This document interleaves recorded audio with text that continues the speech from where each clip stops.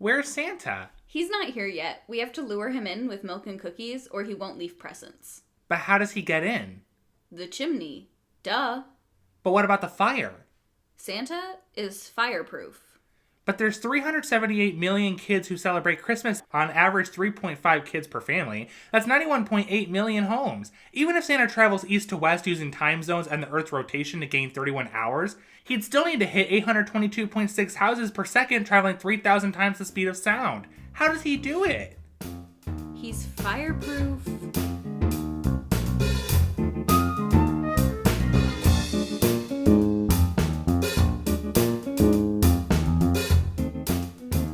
Welcome to that Groovy Scoobcast, your go-to audio hub for all things Scooby-Doo. My name's Derek. And I'm Shannon. And today, we'll be watching an episode from Be Cool Scooby-Doo titled Scary Christmas.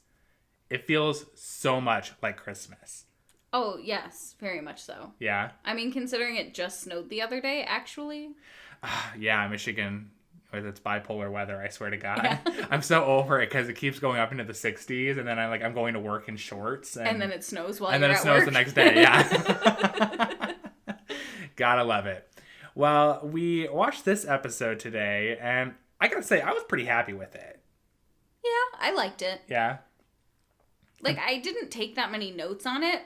Yeah, you did minimal work. I'm looking at her sheet as compared to mine, and Shannon, I think you broke a record today. I think this is the least amount of notes you've ever taken on an episode. Because I mainly just wrote down, the Clip Notes version, and then I knew, You basically wrote a Scoobypedia premise. Yeah.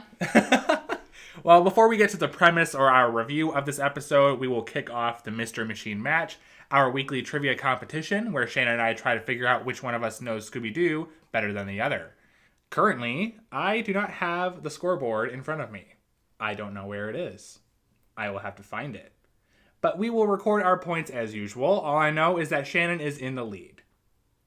Yay! I think you're winning by 3 or 4 points. Yeah. So you got a good lead ahead of me. So as always, Shannon, you can go first today. At what mansion does Velma see a man mysteriously age 30 years right before her eyes? Is it in Kingsland or Queensland? Is it Kingsland? Yeah. Yay, I got one. All right, here is your first question today. In what city does the Phantom of the Country Music Hall take place? Nashville or Austin? Nashville? Yes, you're correct. It's what you think. Yeah. What's your next question for me? Which of these series marked Scooby-Doo's first appearance on ABC? The Scooby-Doo All-Star Laugh Olympics or the Scooby-Doo Dino Mutt Show? I think it was the Dino Mutt Show. You're right. Yay! I don't really know a lot about the history of when it went to different channels or whatever. I think it started on CBS, but that's all I know. Yeah. Here's your next question. Raja Gosnell, who directed the Scooby-Doo movie, was the editor for what blockbuster film starring Julia Roberts? Pretty Woman? You are right. That's literally the only Julia Roberts movie that I know, off the top of my head. So I was like, Yep, you are right. It was Pretty Woman. I mean, congrats. He went from Scooby-Doo to Pretty Woman. Congrats to you. You got that question right. I wouldn't have got that one right. What's your last question for me today? The Scooby-Doo and Scrappy-Doo show saw the start of what detective agency? The Scooby-Doo Detective Agency. Was it not the Scooby-Doo Detective Agency? What was it? Fearless Detective Damn Agency. It! Yes! I knew that! I was Derek, fuck! no! Yeah, yep. I got that wrong. Okay. It's okay. That's my fault. Here's your last question. What is the name of the madam in A Good Medium is Rare? Zokar or Zeffirelli? I don't fucking know. Zeffirelli? It was Zokar. What? So it looks like we are finishing today 2-2. So whatever lead you have against me, because I don't know it right now, you are maintaining it. Okay. I'm good with that. You're still winning. That's all we know. That's all I want because I don't want to eat a chocolate covered anything. So are you ready to start talking about Scary Christmas? Yes. Okay. I will pull up our premise for this episode, coming from Scoobypedia. Daphne just wants to be able to celebrate her birthday, which is right on Christmas Eve. It's actually Christmas, but anyway. While Fred is determined to solve a Christmas mystery, unfortunately, all he can get is one with a pterodactyl, which has nothing to do with Christmas. Yeah. I was mistaken. I thought that it did have something to do with Christmas. You thought it was a Christmas pterodactyl? Yeah. When I was a kid, I was told that Santa's sleigh was pulled by pterodactyls. Are you serious? No. Okay, because, you were making me really worried. Well, the episode begins with those two brothers. They are setting out milk and cookies for Santa. And as you guys heard in our intro for the episode, the one younger brother is kind of questioning, what's going on? Where's Santa? The older one's like, okay, well, here's the deal, kid, because evidently you've never celebrated Christmas before, even though you look like you're 7. Here's some milk and cookies, and when Santa comes, he eats the milk and cookies, and he leaves behind presents. And you don't worry about shit because he's fireproof. I remember when I watched this episode for the first time, I was laughing so hard watching this scene. But could you imagine being a little kid and watching this and being like, yeah, wait, hold on. He's speaking a lot of logic right now. But it was just hilarious how instantly this kid has all these statistics and numbers and physics all in his head. I mean, they're teaching kids math at a very young age. I don't think to the point where they're 7 and they can calculate all that just right on the spot. That was his math homework. Either he memorized that from the book or he's been thinking about this for a while. I'm gonna go with both. I think that that was probably his math homework for Christmas break. That's an awful school project. He's 7. At 7 years old, the teacher's find out how Santa works. Just go home and ask a lot of fucking questions. See what you get. Your parents are already stressed out to the fucking max. Go home and barter them with his Santa questions.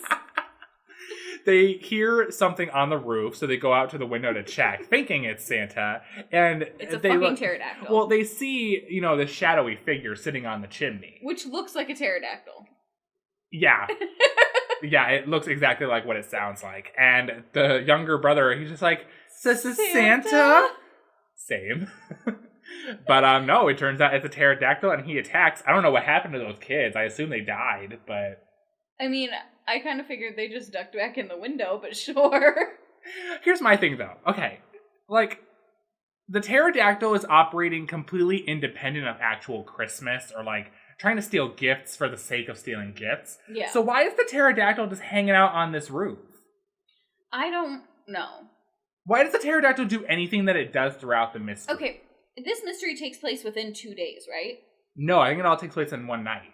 Okay, because... I think the intro is a separate night, but the one that the gang first show up in, I think they all solve the mystery in one night. Okay, because my biggest thing is, those gifts are still being wrapped, so, the egg probably just got wrapped, which is, I'm sorry, as we're gonna spoil it, because I just need to talk this through. Essentially, there's an archaeological exhibit there's an archaeological dig that's nearby town. It's right by this orphanage. They found these preserved pterodactyl eggs. Someone tried to steal one of the eggs, and he tried to, sneak it out of town by wrapping it in, a Christmas present. But it accidentally got mixed into this, community Christmas gift program kind of thing. So they put the Christmas trees on the giant they put the Christmas gifts on the giant Christmas tree. And then there's a gift for everyone in town. So on Christmas Day, they all come out, pick up a gift. It's cute, it's special, whatever. So the guy that did that wrapped the pterodactyl egg up wants to steal the whole Christmas tree because apparently that's the logical way, is going through each individual gift to find your egg. It's frustrating. But in the meantime, day 1, those gifts are still being wrapped, so I feel like it would have just been easier to steal the gifts before they were on the tree. We do the whole intro, and now the gang have arrived. The city that this takes place in is called Rockwellville. They are notoriously known for celebrating Christmas big time. It's basically a Christmas town, kind of like Frankenmuth in a way. Mm-hmm. I noticed that the sign, it kind of shows the population of the town. Yeah. So it actually divvies up the population based on naughty or nice people. In Rockwellville, there are no naughty people and 985 nice people. But that's inaccurate because I know of at least 2 naughty people. Yeah, but they didn't until the end. So I think it would have been funnier if, like, at the very end it changed to 2. That would have been a good gag. Yeah. That would have been hilarious. I would have liked that. Yeah, that would have been a great gag. That did not happen. Scooby-Doo, hire me. Yes. Oh, yes. Yeah. Shannon needs to get hired for, Scooby-Doo writing. Yeah. She comes up with great ideas. I do, actually, though. Like, you say that so sarcastic. I'm good at this. I listed, like, basically everyone's objectives in this episode. Everyone kind of has something going on. So Scooby and Shaggy say that this is, like, the prime time eating season. They got to be ready to take on these feasts. So they're doing a bunch of workouts and stretches to try and, like, stretch out their metabolism and get themselves all ready. Okay, let me say this. I completely agree with Scooby and Shaggy. You've got Thanksgiving, Christmas, and New Year's all right there, and then it turns out also Daphne's birthday. Like, that is prime eating season, but doing stretches doesn't do anything to your metabolism. So I was just like, all right. Just let them believe. Yeah, Shannon. I was like, sure, okay. Daphne is trying to celebrate her birthday. It falls on Christmas, and she expresses to the gang that it always gets overshadowed by Christmas, which is sad. And I think that's really sad for, like, just anyone who has, like, a birthday fall around either Christmas or, like, a really big holiday. Yeah. So, she's just trying to make a big deal out of her birthday this year. It's also really sad because the gang has been friends since they were little, and they don't know Daphne's birthday. Right, so they're all surprised, like, to see all the birthday decorations in the car, and like, what's all this for? And she's like, it's my birthday! And she goes into the whole story about, being overshadowed. And Fred's like, "Aw, I'm sorry to hear that, Daphne. Happy birthday." So, like, evidently they didn't know. Well, and I want to say 2 things with it. Is that Daphne points out that she's never had a birthday party. Yes. So, like, I can see them not really knowing when her birthday is if her family never celebrated it. And then also, when Fred was like, "Oh, I'm sorry, Daphne. Happy birthday. So are you going to put the Christmas gifts up now? Or the Christmas decorations?" Like, he like, went right back to, okay, so now fuck your birthday. Like, let's go back to Christmas. That's true. So I feel like even if she had tried to make a deal of it in the past, he would have just been like, no. Yeah, I guess that's true. Another thing as well is that, and I don't know, it's just something for me because I know this version of Daphne is not like your normal Daphne. I have a hard time believing that she hasn't tried this before. Yeah. I'm sure once or twice, like maybe when she was like a preteen, she did something like this. Well, and it's sad to think that, like, she never had a sweet 16 or anything like that, or a 21st birthday. That's so like, sad. She never got to celebrate the big ones. I'm sure her parents were just like, here's a car, move on. Aside from Daphne, Fred is trying to find a Christmas mystery. He has brought the gang to Rockwellville for this very reason. Because he wants to save the orphanage and bring all mankind together for happiness and goodwill on Earth, and that's like his whole thing for this episode. Well, and then he brings the gang to the orphanage like 3 separate times to be like, there's gotta be a mystery here. Yes, and the funny thing is that his obsession with a Christmas mystery is what brings Velma to her thing in this episode, which is trying to focus on the actual mystery at hand, being the fucking pterodactyl terrorizing this Christmas town. Well, it's funny because every time Daphne mentions, it's like a trigger. Every time Daphne says something about her birthday, Fred says something about, like, finding a new mystery, and then and then Velma goes, "No, we have a fucking pterodactyl. Like, calm the fuck down." It never ends. Ultimately, the gang do discover that there is a pterodactyl in town. The 5 o'clock news carol let them know this. Yep. So they're like, "Oh, there's a pterodactyl in town," and Fred's like, "But that's not a Christmas-related mystery." And Velma's like, "There's a pterodactyl right there," and it attacks, and everyone's panicking. They all hop in the mystery machine, and the pterodactyl for some reason targets them. Yeah. Like, why? It targets them a few times, too. Well, this is before they've even begun their investigation, so it's just doing this out of just hey, look, evil. A van. Yeah. There's a van there. Let me go attack that. My thought is that, like, probably at this point, the mystery machine in general is probably, like, an icon. And so, like, most villains probably know it, maybe? It depends on how long they've been doing it in this universe. But I think it's a bit of a stretch, because at this point, they're just out of high school. Yeah, but I mean, in a pup named Scooby-Doo, they're like But that's if you consider... kids. Yeah, but I don't consider pup named Scooby-Doo canon to be Cool Scooby-Doo. No, neither do I, but I'm saying... So that's why, like, it depends on how long they've been doing this. Yeah, and I don't think that they're well known in this universe. Okay. I think the pterodactyl's just being a dick. I mean, that's fair. So they start driving away, and the pterodactyl lifts the mystery machine by one of the roof racks, and they're being lifted into the sky. Like, that's a strong pterodactyl that guy's got there. I mean, it's strong enough to pick up a giant Christmas tree. That too. So Fred activates a maneuver that detaches the rack from the roof, so the mystery machine is now falling. And he's just like, do you have like a part 2 to this plan? And he's like, yep, starting part 2. And now the mystery machine becomes a plane, and it's now flying, and it safely lands them near the orphanage. Which is the Big Sad Eyes Orphanage. Yes, that's the official name of this institution. And there is indeed a child with big sad eyes watching them from inside through a window. Every single time. Every single time they go to this orphanage, that's what he's doing. I think that he's obsessed with that window. I think that he was like left there by his family. So he's like waiting for so them he's to waiting come for back. them to come back. That's so fucking sad. But it's also really funny in this case. So I also keep forgetting that the mystery machine is like the magic school bus in this series. Yes. And so, like, because in this specific episode, it turns into like 2 or 3 different things at some points. It's got the plane. It has that detaching rack thing. It became the traveling gym. And I think that was it for this episode. I think it turned into a plane again. That's what I'm thinking of. Yeah, it did fly later on. Yeah. So they also discovered the archaeological dig that's right next to the orphanage. They kind of go and take a closer look real quick. Fred's really fighting Velma on this too. You know, he's still really like, adamant on this Christmas mystery. He goes, "Fine, we'll go. I'll appease you." Yes. This is when they meet Dr. Mesmet. So he's the one that's leading the archaeological dig. This is the only time we meet this character, interestingly. He's supposed to kind of be like the red herring, but they don't do a good job at all about it. No, I don't really think they have any real red herrings in this episode. Because here's my thing with this one. This mystery doesn't really have any clues that, like, point to a specific individual, in my opinion. Yeah. And because there's 2 villains, technically, in this episode, it kind of just makes it a little bit more complicated in terms of trying to figure out, you know, is this evidence really, you know, pointing to someone specific, or is it circumstantial?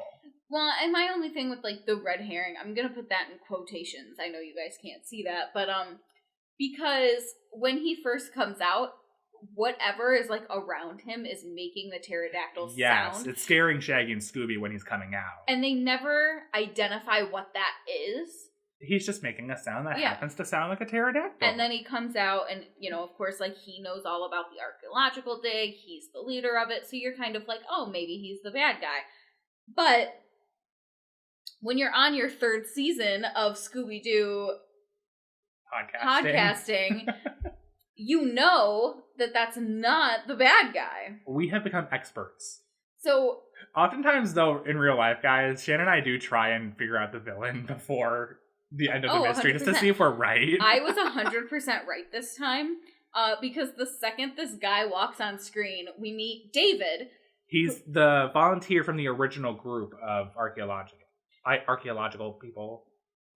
That thing. Archaeologists? Yes, that. Volunteer archaeologists. Yes. I don't know if you can I don't know. Never mind. I think you can. What I'm going to say about David is that the very first time we meet him, Dr. Messick introduces him as, oh, this is David. He was one of the original volunteers. He's really, really good with all the technical stuff, and he just barely escaped the collapsing mines. So right away, I'm like, well, obviously he's the bad guy. Oh, and then he's also really shy. I don't know what that had to do with anything. I think it was supposed to be like, this guy couldn't possibly be bad. He couldn't possibly be bad. Well, he's too shy. But I also think it's funny that they don't really elaborate on what happened to the rest of the group, because, you know, he says that he's like the last, you know, one of the volunteers from the group, and he barely escaped. Like, is that implying that the rest of the group, like, died in the cave collapse? I mean, I'm gonna be honest, though, like, when a cave collapses, most people die. Like, it's hard to get out of. Well, yeah, I know, but like, is that what's supposed to be implied here? Is what I'm asking. I think so. Yeah. But I think we kind of skipped over a little bit. So Dr. Mesmet did explain to the gang that, you know, that the dig was, looking for the preserved pterodactyl eggs. Mm-hmm. They did find them, but unfortunately they got lost in the cave-in. He also thinks that they're like a new group of volunteers. Like, he keeps insisting on giving them like digging tools and hardware and hats in order to participate in this dig. Which, for one, also, we later find out that the dig was like discontinued. So Dr. Mesmet is just operating out of this cave unauthorized. I'm wondering if it's just not funded anymore. So he's just doing it for free? Yeah. Okay. Like, I'm wondering if that's what it is, because... Yeah, but it's also private property. Like, is the orphanage okay with it? Okay, that I don't. Because that's on the orphanage's property. No, you're right. Yeah, I don't know about that. Because I know, like, if it, like, you have to get your stuff funded so that people can get paid and everything. But I guess, like, under some circumstances, somehow, if every single person was volunteering and you already bought the tools for yourself and you were gonna do everything yourself for free, like, it cost you a lot of money to do it, but, like, I guess you could do an archaeology dig by yourself. But I don't know. We're not supposed to worry about it. It's not important.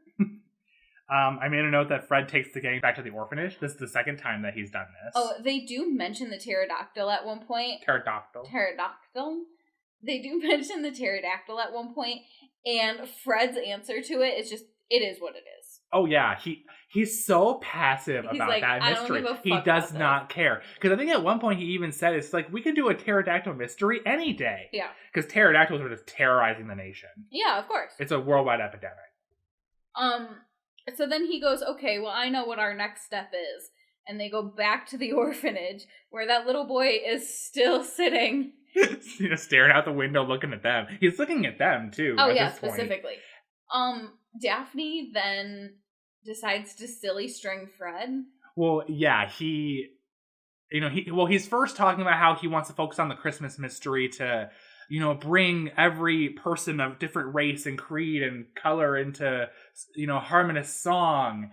And then he gets interrupted by the party string, because Daphne's trying to... Because this doesn't have anything to do with my birthday. Yes, she's trying to, push the birthday thing. Velma's off on the side, also still salty on the fact that, this is not having anything to do with the fucking pterodactyl mystery. Because Velma's just standing there like, there is no fucking Christmas mystery. So Fred decides to appease her and Shaggy and Scooby, who are off on the side also complaining about, they need to get ready for the feast that's going to be going on in town. So he offers to make them a deal. If they help him find a Christmas mystery, he will help Scooby and Shaggy train for their eating, and he will celebrate Daphne's birthday with an awesome party. And then Velma gets pissed off. And so his response to Velma is... Yeah, Velma, I'll get you a book or something or whatever. Like, both of them are just so done with each other at this point. It's fucking great. Fred then activates the next, Mystery Machine Magic School Bus thing, being the traveling gym. It's pretty cool. Yes, so there's like a stretcher on one side. I think there's like a punching bag that shows up on top of it, and a treadmill. On the roof, there's like a punching bag, and then there's like, you can lift weights on one side of it. There's a stretcher on the other, and then the treadmill, which, is able to power the Mystery Machine, by the way. It shows up on the front, so, Scooby and Shaggy are able to, like, run on it in front of the entire van. The best thing is that when you're running on the treadmill, it runs the Mystery Machine, and so Fred goes, well, just imagine, like, how many, like... calories you can burn on this. Like, how great that's going to be. And I'm like, yeah, like a 5,000-pound Mystery Machine with 3 people inside. Yeah, you're going to burn a lot of fucking calories. Especially in the winter with the roads being all icy and snowy, and you got to account for that too. It was just crazy. They decide to take the Mystery Machine with Scooby and Shaggy powering it to the mayor's office. They want to talk to him about the fact that the mayor shut down the archaeological dig. This is when they get attacked by the pterodactyl again. It doesn't really go anywhere. They kind of just do some antics in town. There were a few funny gags there. Something that Shannon and I thought was really funny is the pterodactyl is flying towards the Mystery Machine from the front, and Fred shouts, "Get down," while all of them are still inside the Mystery Machine. He's like, "Get down!" It doesn't even touch the van. No, it flies right over the van, doesn't even mind the van. Like, it's just great.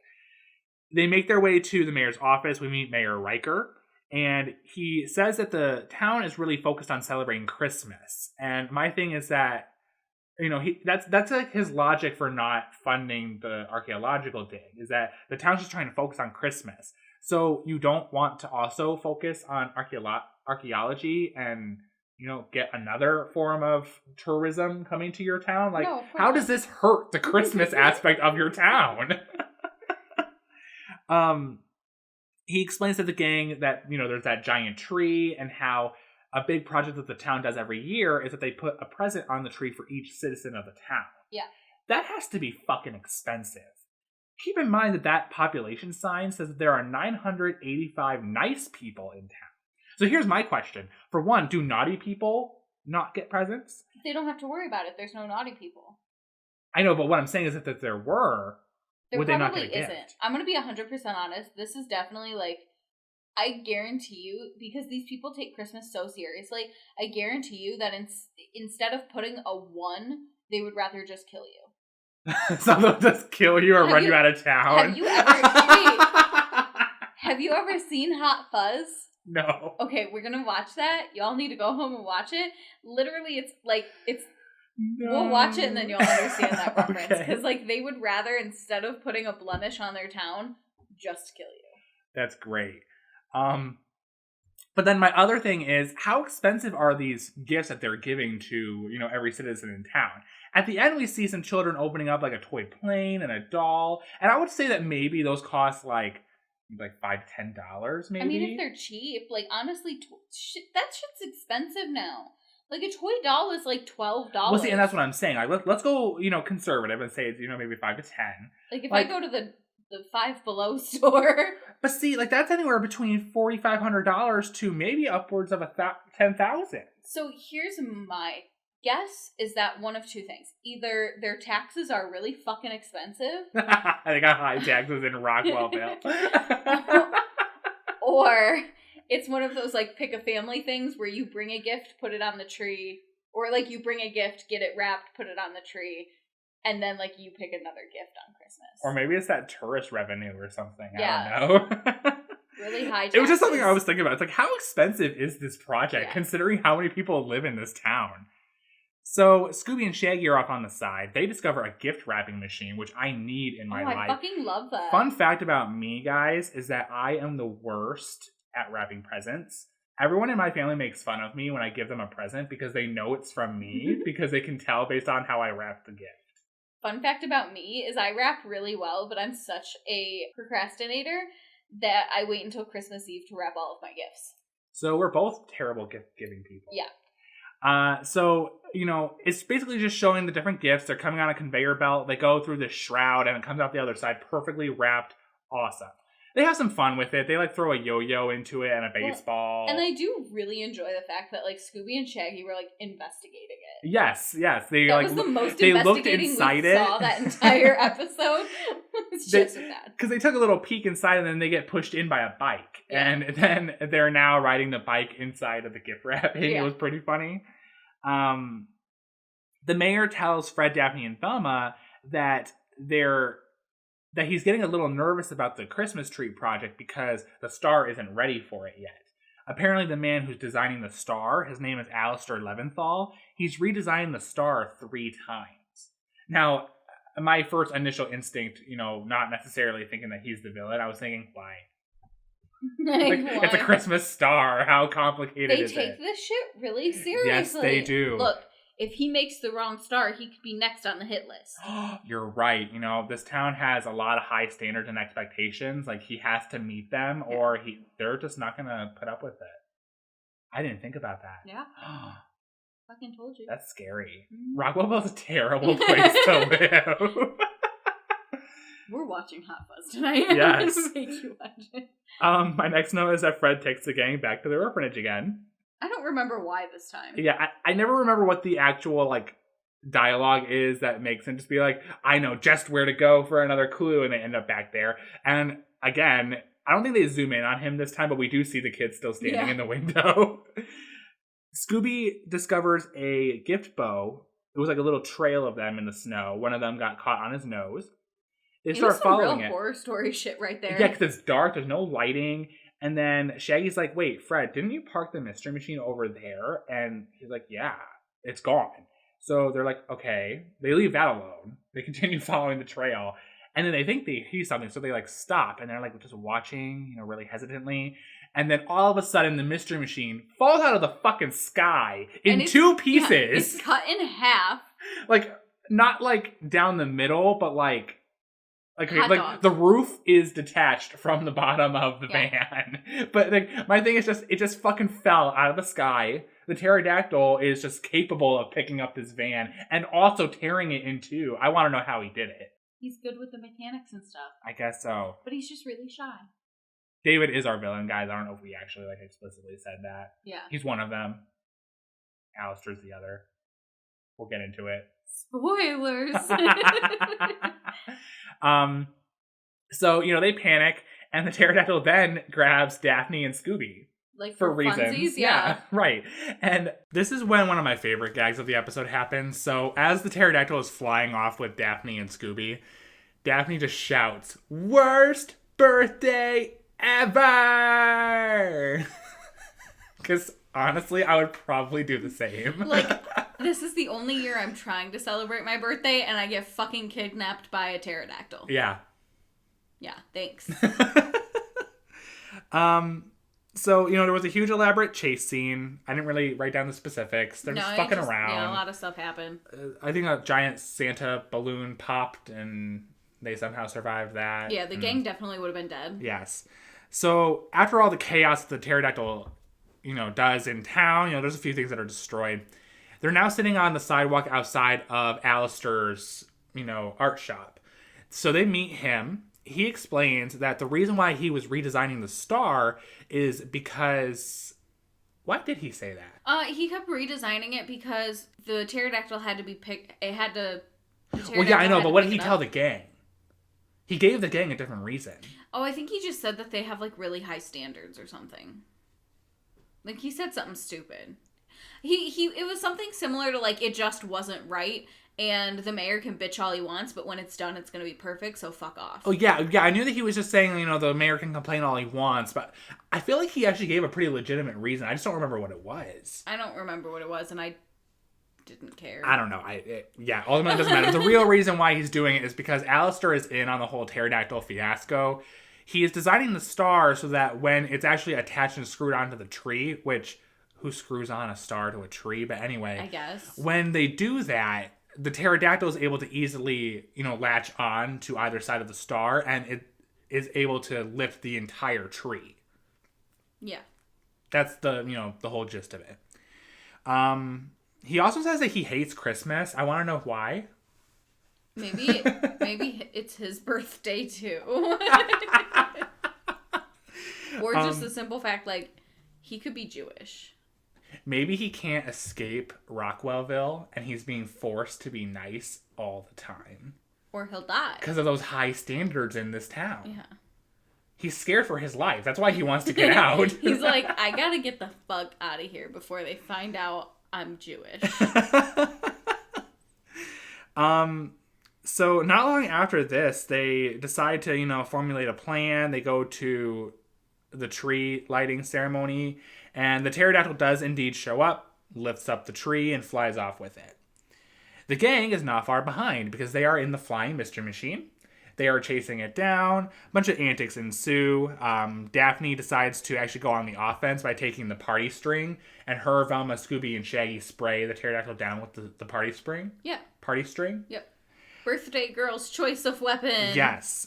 She's also really focused on her cake because I think she kind of figures she's gonna die. It was the funniest fucking thing ever. She was just like, I don't know if I'm gonna have another opportunity to celebrate my birthday. So she's handing people cake in the van.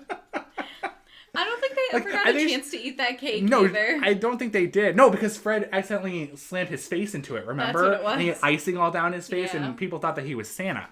I just like that she's just assuming the worst. She's probably going to die tonight. I mean, you're chasing after a prehistoric animal. So, yeah. something happened where the pterodactyl hit the mystery machine and it disrupted the gas line or something like that. So it started leaking gasoline.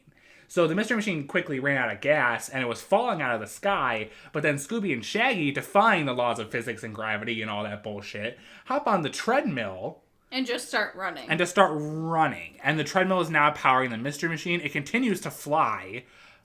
Again, ignoring all of the problems with that. They're now managing to, fly through the air and do all this crazy shit. I don't think that they were flying in that last bit. I think they were just falling in style. They did slam into the pterodactyl at one point, because both of us just kind of just like, oh, yeah, that hurt.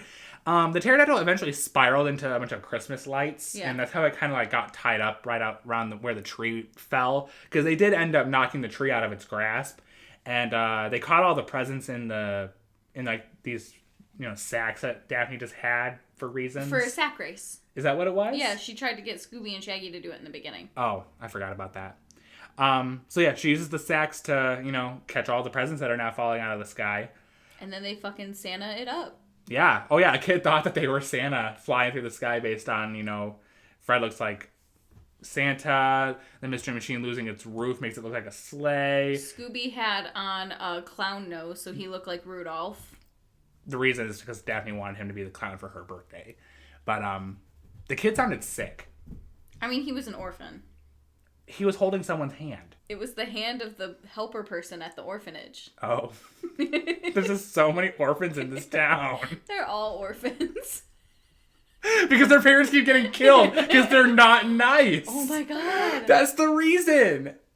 What if, teen pregnancy was, a really, big thing, and because that's, having children out of wedlock, so that automatically puts you on the naughty list, they would kill you, and then your child's now in the orphanage, and that's why the orphanage is failing, because there's nobody to pay for the orphanage, because the town is just orphans.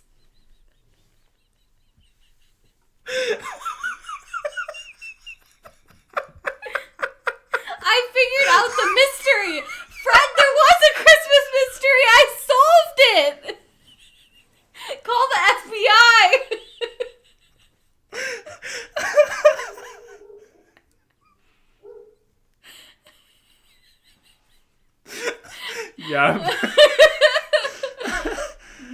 Yep.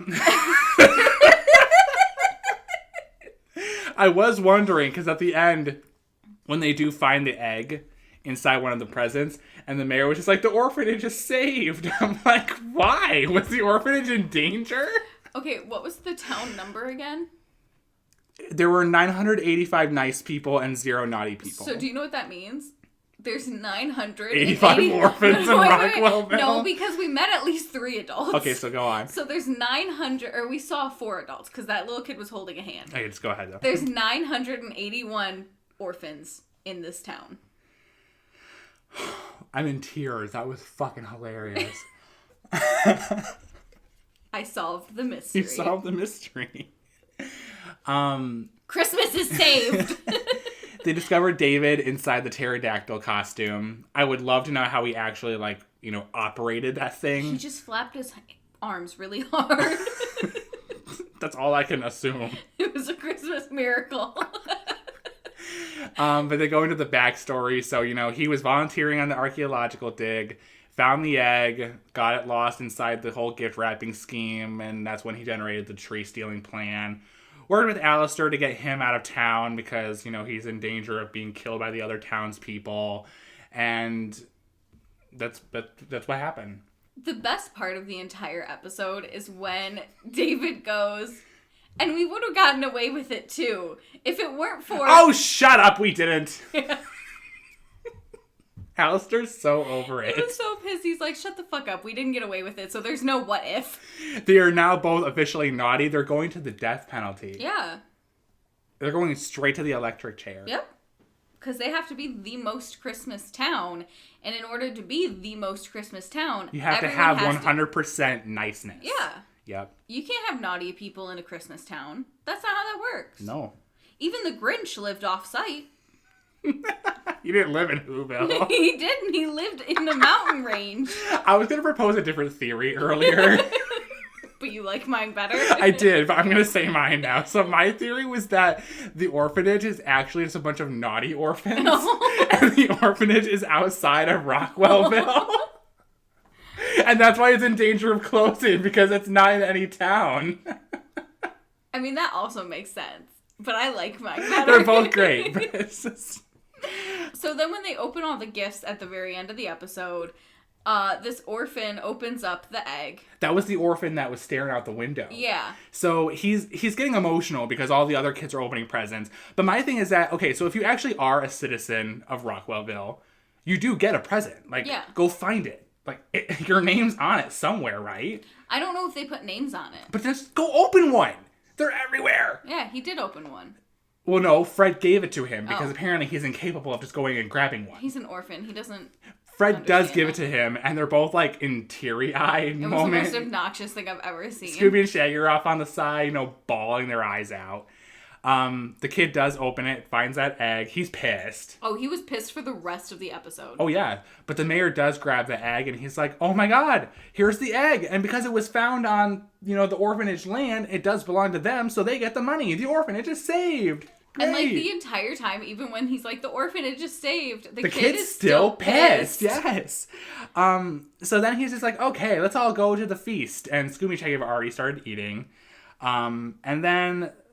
the cheesiest part of the episode, in my opinion, was just Fred now being like, okay, well, one more thing. Let's all gather together in song and begin singing Happy Birthday to Daphne. Happy birthday, Daphne. Happy birthday, Daphne.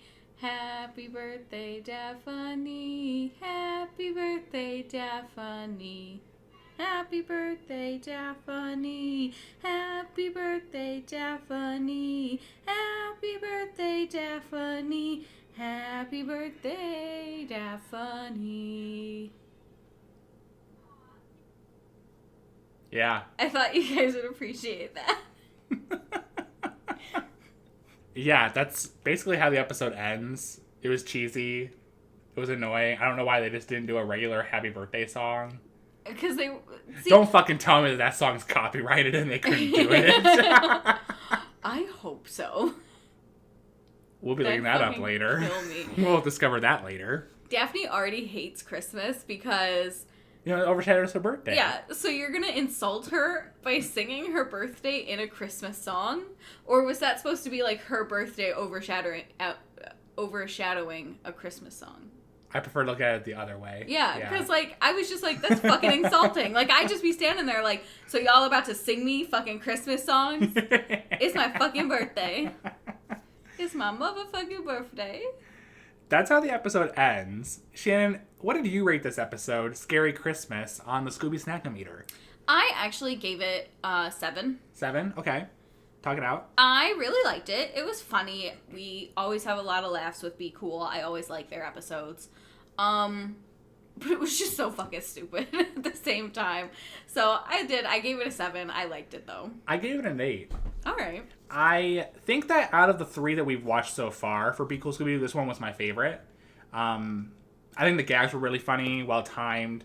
I liked the idea that, everyone in the gang in this series, but specifically this episode, they all have something kind of going on for them. I'm not just focusing on Daphne, or I'm not just focusing on Scooby and Shaggy for the episode. Yeah. And I think it really well balances everyone's objectives for the episode, because they all kind of play off of each other, and I enjoy that. So I'm glad to give this one an 8. And with your 7, that averages out to 7.5 for the Scooby Snack-O-Meter rating. All right. Next week, we will be doing our special topics, that Groovy Scoobcast episode. Shannon, would you like to hit the randomizer for what we'll be doing or watching or otherwise enjoying next week? Not necessarily enjoying, but sure, I'll hit the randomizer. Here we go.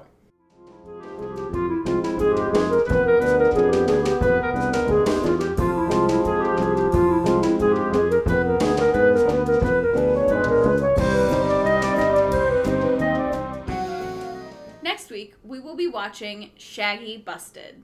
For those who don't know, this is actually an episode from Harvey Birdman, Attorney at Law. I am so excited to watch this episode. Never heard of this. No, you are going to laugh so hard. Listen to the premise for this one. Shaggy and Scooby are arrested for alleged possession of marijuana. The gang... No. The gang hires Harvey Birdman to defend them. Okay. This is not going to be your traditional Scooby-Doo episode, Shannon. I'm looking forward to it. Yes. So are you ready for a fun fact this week? Yes. So, Scary Christmas, it's all about Christmas and snow and fun. And every one of the members of the gang is there, right? Okay. So something that's really interesting, there is a reason why behind it, but there is another episode in season 1 of Be Cool Scooby-Doo called Be Cold Scooby-Doo. Yeah. One of the big premise points for this episode is that this is the first time that Shaggy has ever seen snow. In this episode? No, in Be Cold Okay. Scooby-Doo episode. In the Be Cold Scooby-Doo episode. The gang is super excited to introduce Shaggy to snow for the first time. Mm-hmm. That episode came out after Scary Christmas. Did we... Oh, we did see snow in this episode. Yes. I looked up the reason why, and the reason why they think that it happened this way is that even though the episodes came out in that order, Be Cold Scooby-Doo was written first. Oh, okay. But it just kind of so happened that Be Cold came after Scary Christmas in terms of actual syndicate. So it kind of has that technical inconsistency. Okay. But just something that was interesting. I noticed it when I first watched both of those episodes because I watched it in chronological order. Yeah. And I was like, wait a minute. There was snow in the Scary Christmas episode. That's weird. But, yeah. If you guys would like to talk to us about Scary Christmas or Shaggy Busted or anything Scooby-Doo related for that matter, you can find us online. We are on multiple forms of social media. You can find us on Facebook at That Groovy Scoobcast, Twitter at Groovy Scoobcast, or Tumblr at That Groovy Scoobcast. You can also email us at thatgroovyscoobcast@gmail.com or check out our website, www.thatgroovyscoobcast.com. We just love saying That Groovy Scoobcast. Oh, yes. That's why it's in the name of every single social media handle we have. Well, you'd think it's weird since that's the title of our podcast. Yeah, I know. But go there. We love to see you guys interact with us and let us know your thoughts on anything that we're doing. And with that, we hope that you enjoyed That Groovy Scoobcast. Come back next week for a Scooby Stack filled time. Bye, guys. Bye.